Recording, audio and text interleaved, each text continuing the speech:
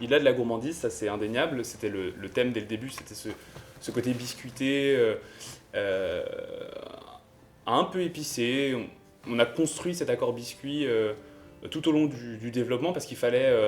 ça a été vrai, on est vraiment parti d'un accord biscuit à la base. Et au cours, évidemment, on ne peut pas porter juste un accord biscuit, donc il fallait le construire, apporter beaucoup plus de choses. Et donc, le défi, ça a été tout au long du développement de ne pas le perdre, cet accord biscuit. Donc, qu'on le sente dès la tête, et surtout, c'était qu'il ne soit pas trop écœurant. Et pour ça, on l'a tout de suite, en fait, associé à des fleurs, et notamment l'idée de la fleur de datura, qui a naturellement un côté un peu amandé, et très solaire. Et du coup, ça vient donner une sorte de tension dans le parfum et tenir cet accord biscuit. L'accord fleur blanche datura, qu'on pourrait un peu aussi qualifié de très solaire. Il y a vraiment un côté radieux aussi dans ce parfum, hein, très solaire, ouvert, chaleureux et un peu tubéreuse. Donc il y a ce côté un peu narcotique, un peu troublant. Il y avait vraiment, en plus, de par toutes ces notes un peu amandes, il y avait cette notion aussi de poison qui est venue assez rapidement dans, par exemple, une cour de Catherine de Médicis qui utilisait pas mal de poison pour des affaires de cour, on va dire.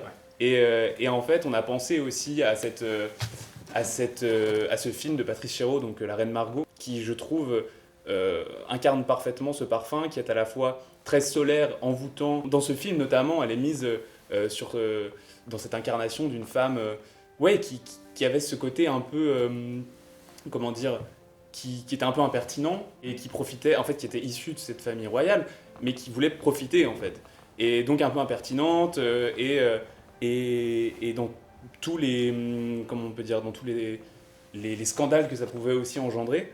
Et donc ce côté datura représente cette femme à la fois très solaire et envoûtante, et en même temps ce côté un peu sulfureux et un peu empoisonné. Ce côté, au fait, aussi, donc, qui est apporté par l'amande, ce côté vénéneux, et avec un accord légèrement cerise aussi dessus, qui vient parfaire, on va dire, cet accord finalement empoisonné. C'est arrivé assez rapidement dans l'association de ces éléments, en fait. Comme je te disais tout à l'heure, les inspirations, il faut se laisser porter, elles viennent les unes à la suite des autres. On ne peut pas partir de quelque chose de préconçu au départ. Il faut se laisser porter, enfin en tout cas moi c'est ma vision. C'est des inspirations, des éléments olfactifs qui se sont mis les uns avec les autres au début. Donc cet accord biscuit, cet accord fleur blanche. Puis en se laissant porter par cet accord, on se rend compte que ça peut incarner des personnages, ça peut incarner des films, ça peut incarner des lieux, des musiques, etc. Peut être porté par les hommes. Je pense qu'il est dans les codes un peu plus féminins, de par ce côté floral, un peu biscuit, un peu gourmand. Mais je pense que sur un homme, ça peut être absolument divin. Après, il y avait aussi comment dire, cette vision d'un matériau assez pourpre, coloré, mais de façon assez profonde, vraiment pareil, ce côté en fait velours qui permet d'apporter beaucoup de profondeur, de mystère aussi, et puis un effet finalement assez baroque. Le velours, ça reste quand même quelque chose, soit des salles obscures, des salles de théâtre, des opéras, etc.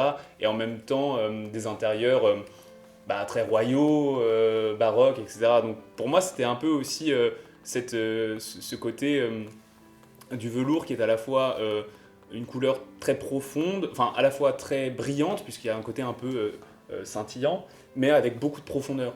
Un côté plus nocturne, plus profond, plus sombre.